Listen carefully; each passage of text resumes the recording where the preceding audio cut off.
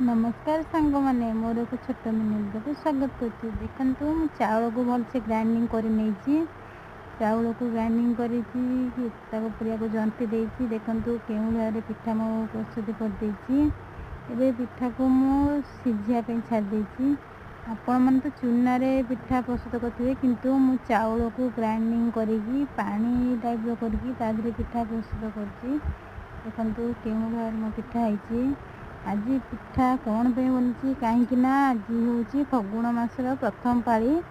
आमर फगुण मास प्रथम पाली माण उजड़ा हुए कहीं फगुण मास माण उजड़ा हुए किंतु जेहेतु आम पूर्वपुरुष रही आसर फगुण मसरे माण उजड़ा हुए एबे पिठा हो सारापर मु ठाकुर पाखे भोग लगेदेली भोग लगे सारापर एबे माण उजड़ा हम